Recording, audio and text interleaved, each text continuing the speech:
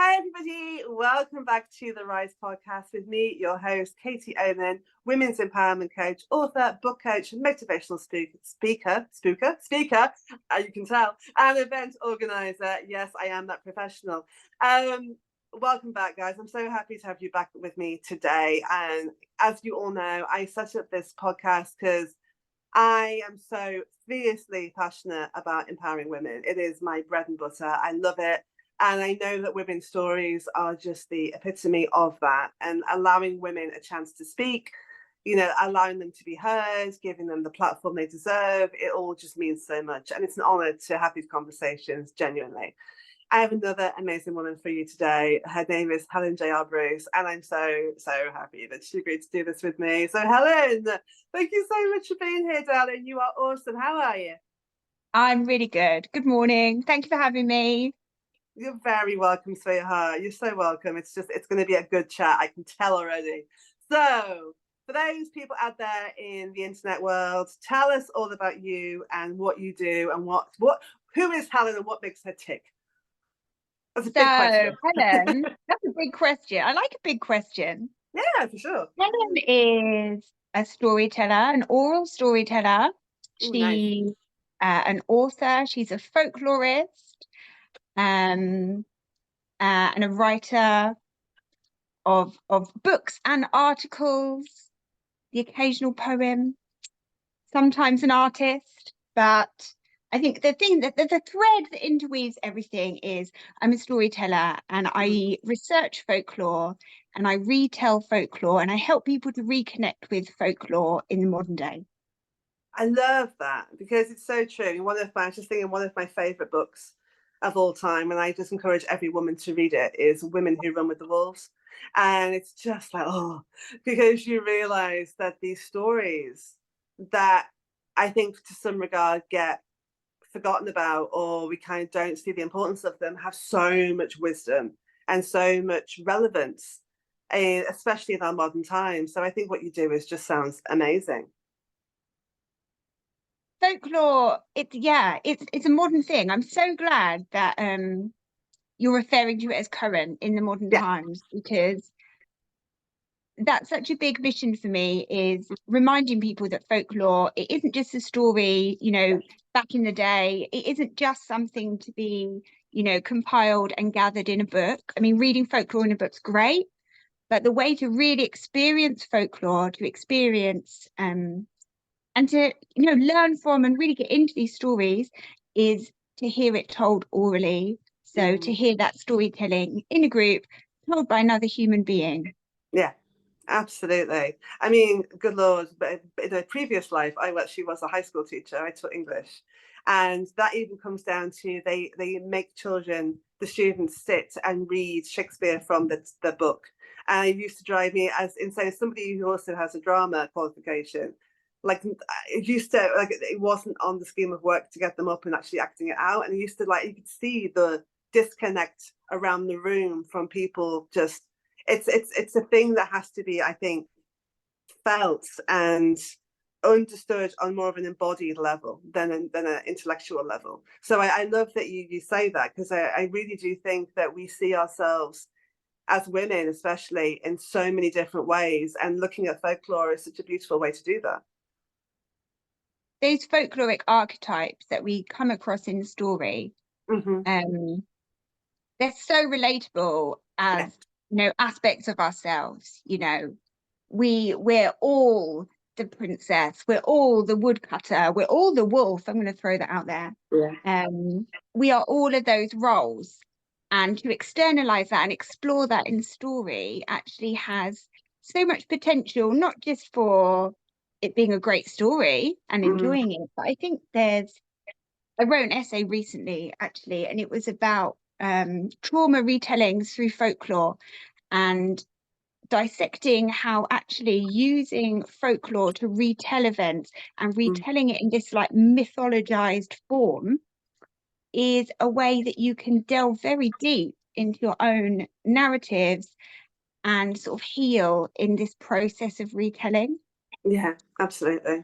I love that. I think that's beautiful. So how did you even get into this work? Because it feels like I mean, as somebody who, like I say, English has been my passion, but I don't remember anybody in the careers fair kind of going that this was an option. So how did this even all come about?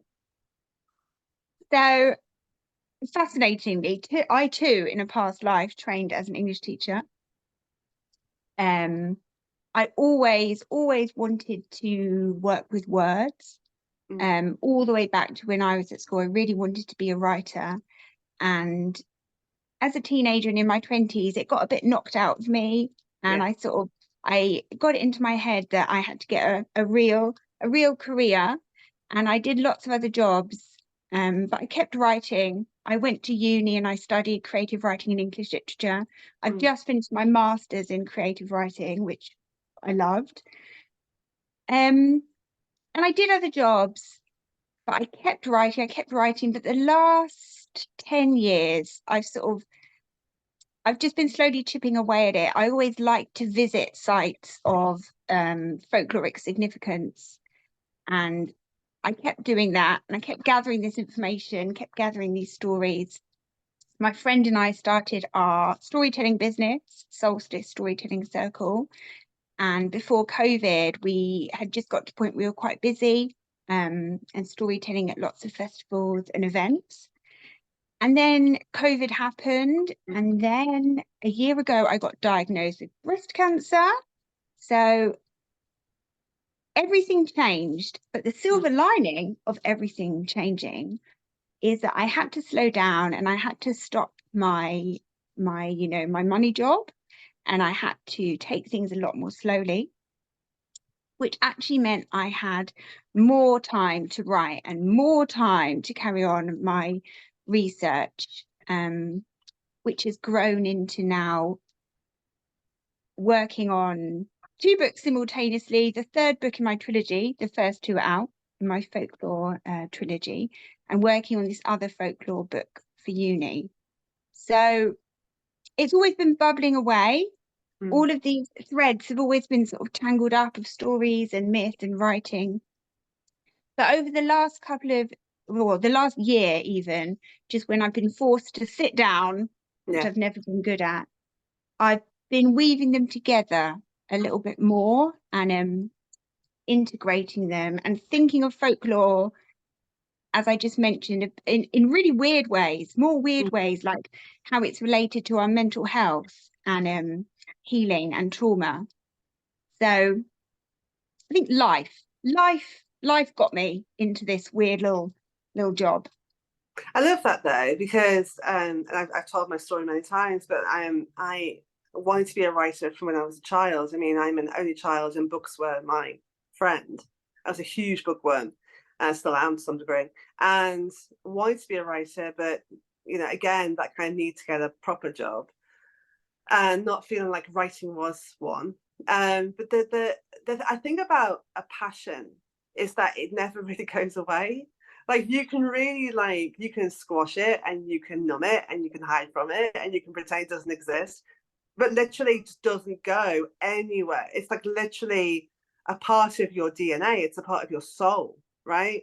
And so I think at some point, to especially in my own experience, and I'm interested on your take on it, it wasn't like the other jobs were bad or wrong. It was just that they were not as fulfilling in the same way. They didn't light me up in the same way, as kind of really leaning into what is true for me. Is that how you felt as Definitely. well? Absolutely. And I think actually writing works fantastically alongside another job. Obviously, it's every author's dream to, just write. But realistically, it's very challenging to get to that point. And even, the big names, they're not just writing, they're running workshops, they're doing talks, they're doing a variety of things. So I've never felt it was bad to write alongside another job. And I drove the buses for nearly 4 years, and I actually loved it. And you know what? You need to go out and you need to be interacting and having that inspiration and seeing things and meeting people in order to write. So True. I was never sad about doing another job, but it felt great when I had a balance of being Yeah. able to write as well. Absolutely, I totally agree with that. I do. It's just like I say, that passion and purpose. I think at some point it's to give it air, it's to give it oxygen and space to like really like turn towards it and go, is this a viable thing? And how do I make this a viable thing for myself? Because it just doesn't go anywhere, you know. And not No, living your truth of your passion is like slow death, in my opinion. I just think, God, it's like we're here for such a short amount of time in this one life. Wherever your beliefs, where this lifetime can be relatively short. To not live your passion and your purpose and your truth just feels like so sad to me. yeah, I totally agree. I think I already lived my life, 9 or 10, and then Mm, after the cancer diagnosis, and like I had fantastic treatment, and it was a curative treatment program. I was really, really lucky. But after all that, I've turned my life up to 11. yeah. It's right the way up there, and I'm Mm, really trying to push out things that just aren't feeding, yeah. me and my family and my life. And I Do think you we think all, that, sorry, do you think that came from a sense of being faced with your own mortality to a certain degree and your own health issues? Do you think that really gives, and I'm not saying that people have to go through that level of trauma to get into your purpose, but do you think for you personally that it gave you that real sense of clarity of going, right, let's almost like, right, enough now, I need to focus on this? it's definitely a kick, isn't it? I Yeah. kind of, you know, I went up to death, and like I was close enough to give him a little peck on the cheek and be like, "Yeah, I'll see you later, though. Not Yeah. not right now." And no, of course, it doesn't need to be something that big or dramatic. Although I think if we're honest, sadly, most of us do have some kind of big event in our lives that makes us pause and sort of look for some clarity on where we put our Mm. energy. So yeah, just a little kick. I think there's no denying it was a little kick. I was Yeah. already quite, aware of living my life. I've always wanted to just live a full life and be busy, but Mm. it was a big old reminder to really keep on that. Absolutely. It's funny at the start of this chat, you said about, we're all the princess, we're all the woodcutter, we're all the wolf. And you had made kind of like highlighted that word. Has going into folklore and looking at these stories helped you have greater self-awareness of all those archetypes within yourself? Have you been able to really see all the facets of who you are? Yeah, I think so. I think it's so helpful, and I'm slowly formulating. It's bubbling away. I'm formulating. I want to run a workshop where a group of us can interact with these folkloric archetypes and use it to sort of tell our stories, Mm. because it definitely does kind of clarify and open your eyes, and to be able to use these archetypes even to speak about these things, Yeah. because sometimes we don't know how to name these emotions we have, these feelings we have. And women especially, with multifaceted personalities, we've got contrasting and contradicting things in there, Yeah. and that's really healthy and normal. And maybe it takes some time to learn that, because Mm. society doesn't speak about that really. If we can line up these folkloric archetypes and we can look at them and we can think, it takes all of these to make a full story. And it takes all of those bits in me to make my full personality, Yeah. my full story. So definitely. And I never felt so fierce. Like I did that talk at Burning Woman about female rage, because when you feel that your life is threatened, your home's threatened, or your children are threatened, or your ability to protect any of those things are threatened, I don't think there's anything fiercer than a woman. And, you know, this fierceness inside Mm. me, you know, I thought in these strange moments, I might be softer, but actually I was I was definitely the wolf, you know, and I would just have stepped up and done anything to sort of resolve these threats. And that's part of women, and that's, you know, something we need to honor, actually. I agree, but it's not something that's necessarily comfortable, I think, for a lot of women, because we have been taught since birth that we are the princess and we are the damsel in distress and we are the ones that need rescuing. And to, I think, own your rage and your fierceness and your power doesn't necessarily become easy to us. I think it is something that we have to like gently lean into at our own pace, because like I say, it's just not something that's almost supported in society. No, not at all. And a woman who begins to lean into that um, can scare others, Mm, particularly a gentleman, scare them genuinely. And I don't think that's necessarily a fault of these particular men or even a gendered thing. I think it is this construct in yeah, society where some behaviors, and you know, men definitely have their own equivalent, but of some course. behaviors and some facets of us are not supported Yeah, in modern society. absolutely. So for men, you know, and again, I know that I'm stereotyping and I know this is generalization. I know there's always exceptions to every rule, but I see that men traditionally, you know, they would struggle perhaps with the more softer, gentle, nurturing archetypes, because they're also kind of guided to and encouraged to lean into the more, you know, the strength and the anger and the typical masculine energies. And so, like you said, and I totally agree with you, is that all of them are facets of who we are. And I think denying, like, you know, choosing, well, as a woman, well, I want to be the princess, I don't want to be the wolf. And I say to my clients, you know, whatever you're resisting persists. If anything, it becomes a bigger part of you and becomes a real shadow side of you.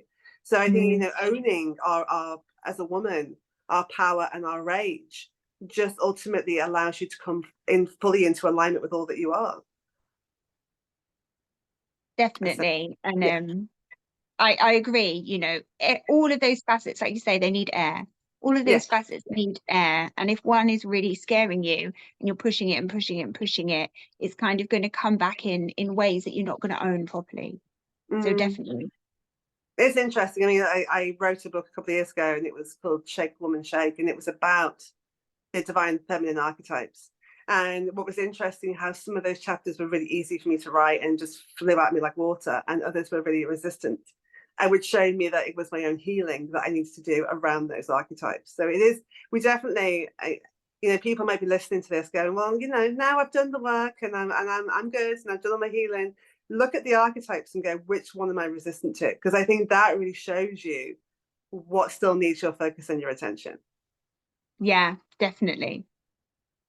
It's interesting. How do people respond to you when you tell them what you do for a living? Because I would think that it's almost feels like a real instigator of conversation. Yes, fascinating. People will go, wow, you sound like such an interesting person. So that's definitely a compliment. I like that. I think people are really interested, and I think that's great.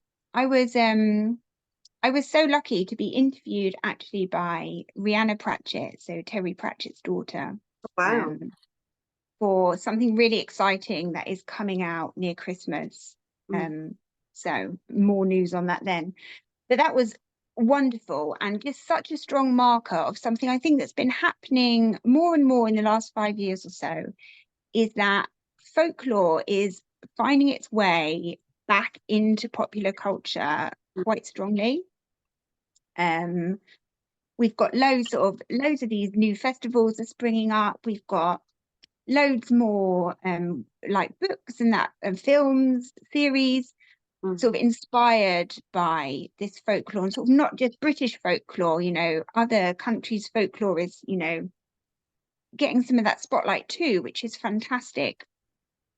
So I think people get it a lot more now. probably, you know, 10, 15 years ago when I was first writing the first book in my folklore trilogy and sort of researching some of the places I went, you know, no one had ever heard of them.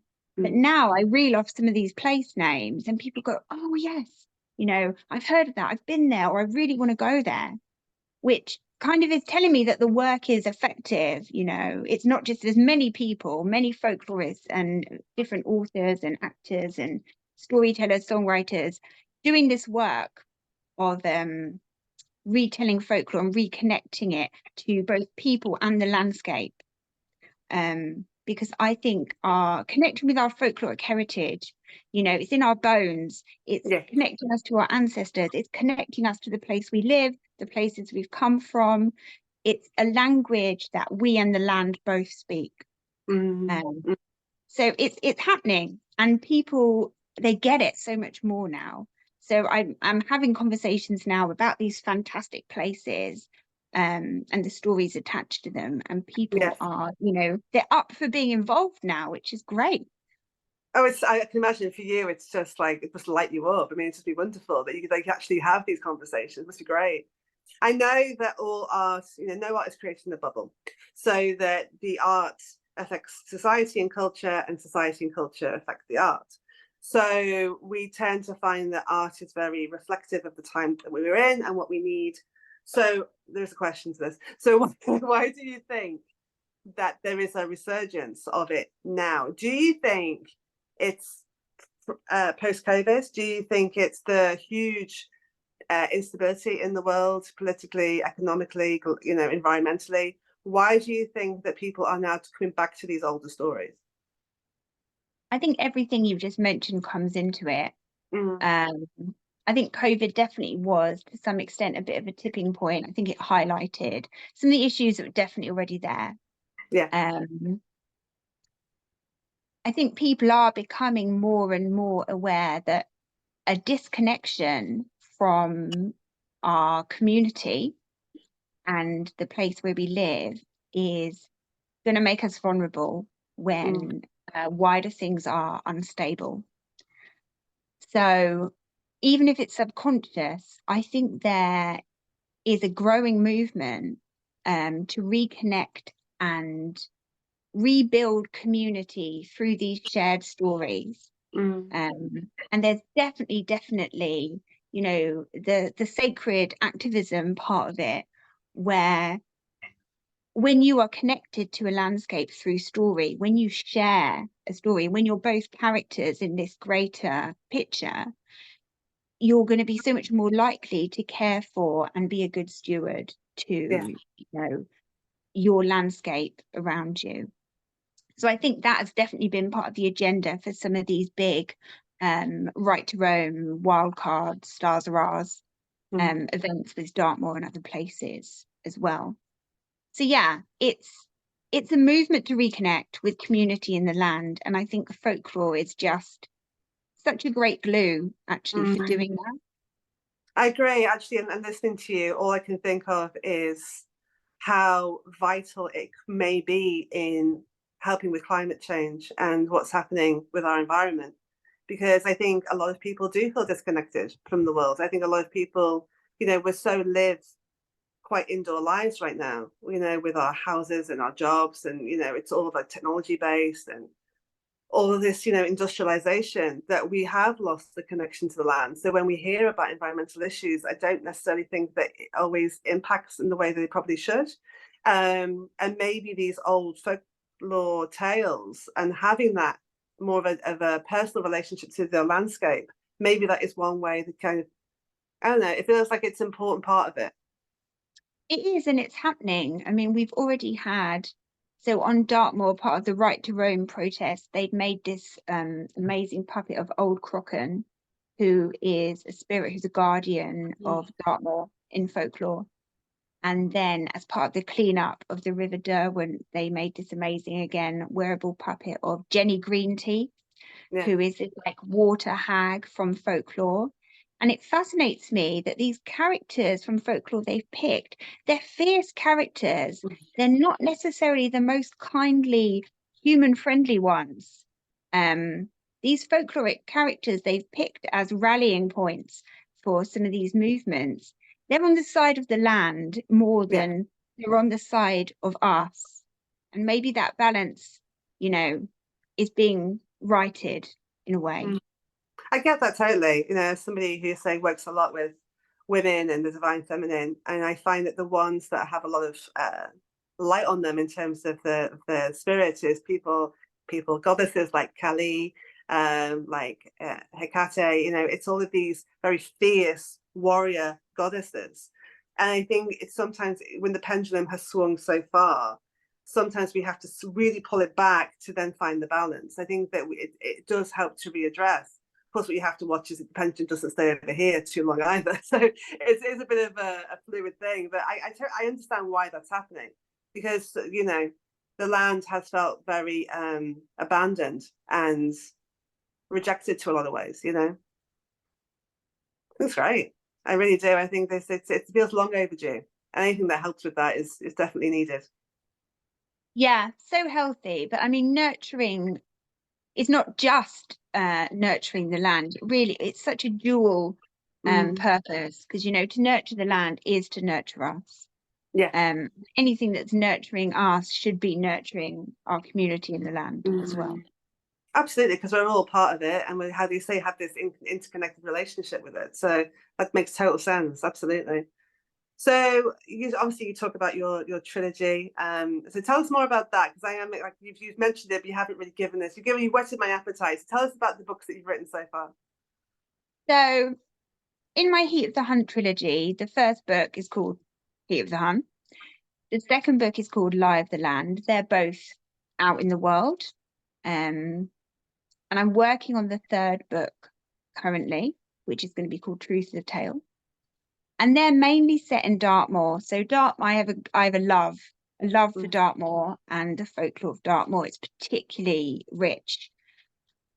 So like I said, I spent 10, 15 years now, probably 15, gathering all of these stories, gathering and visiting, you know, visiting these places, gathering my experiences and weaving them into what will be this trilogy. So weaving them into these books.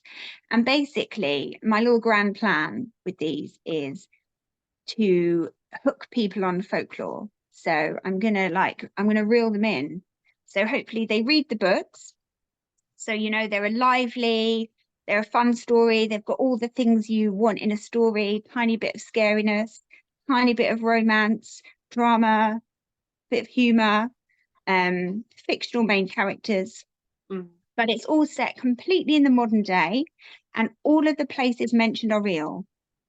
So everything mentioned, you know, you can go and visit. So it's not just a book.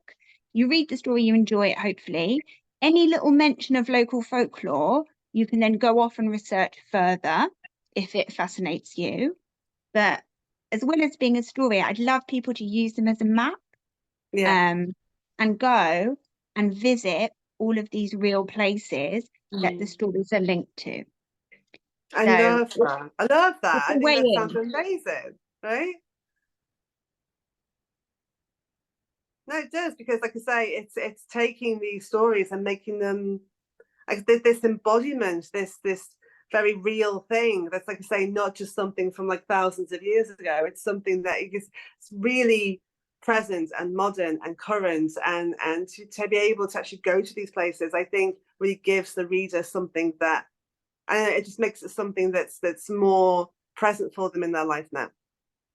Absolutely. I want the reader to, you know, love the story and have a great time reading it.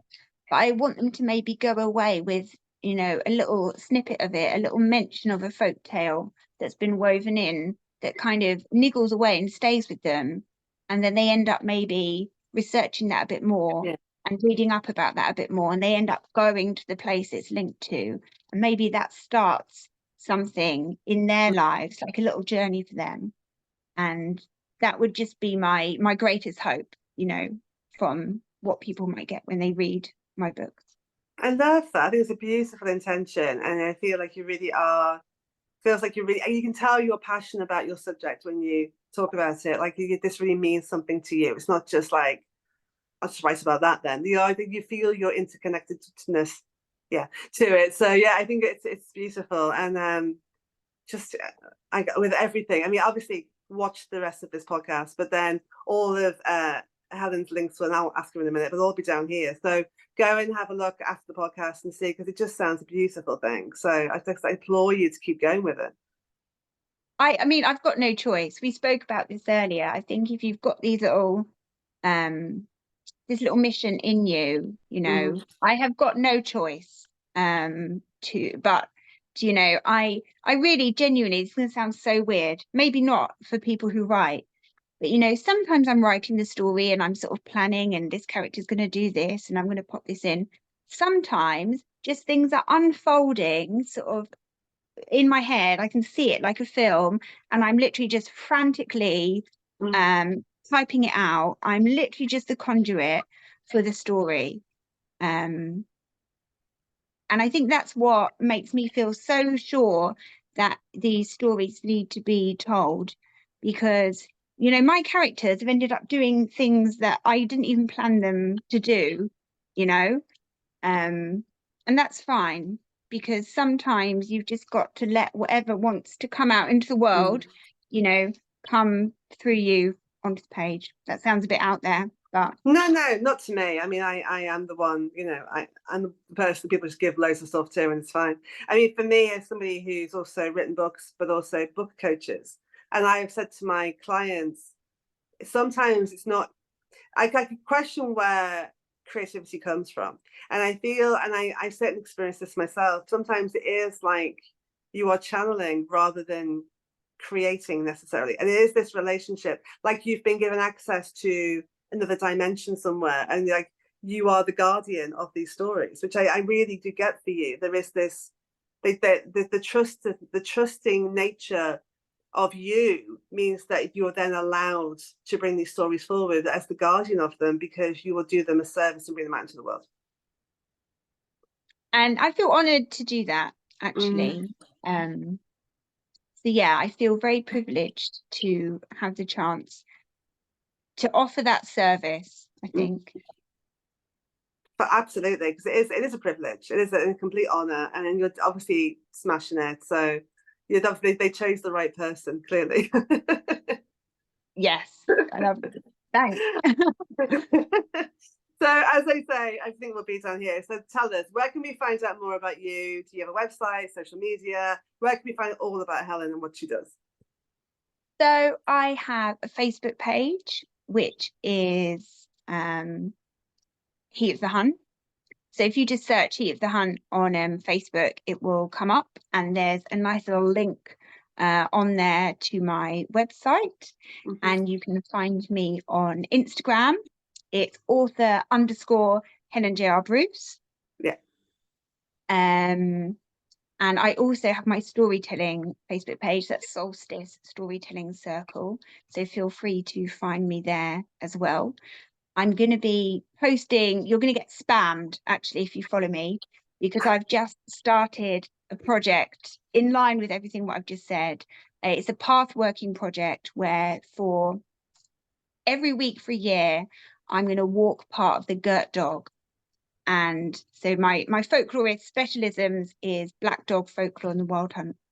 And the Gert dog is a 5 mile long shape of the dog in the land made by roads and rivers near me in Somerset. So if you follow me anywhere, you're going to be spammed by 52 walks for the next year of me connecting with the land by walking on the Gert dog, just to warn you. That's beautiful. I love that you're doing that. I mean, literally, it's like you're letting people into your world and helping, you know, and connecting your thoughts and your creativity while you're doing those walks. I think it's going to be fascinating. I hope so. I hope I'm approaching, you know, as path working and as a pilgrimage. So I'm really excited about it, actually. I've done 2 walks so far. Oh, fab. No, I think it sounds great. And I come and follow you myself. I mean, I'm intrigued. Helen, I knew, and I always say this, but I picked the right women, and I knew that this was going to be so fascinating. And as somebody who, like I say, it's really, I mean, I've got English degree, and I've been a teacher and a writer. So for me, this is just fascinating conversation. And I hope that everybody watching, it sparks something in you where you kind of go, oh, I never thought of it that way before. Because, that's what we're here to do. So just thank you so much for being here and having this chat with me. It's been awesome. Thank you so much. Thanks for having me. Thank you so much. You're very welcome. And thanks to you guys for watching. Like I say, I hope you found this as interesting as I have, certainly. And if you're liking these podcasts, as ever, give me a little like and a follow. I really appreciate it. And I will definitely see you on the next one. Take care. Bye.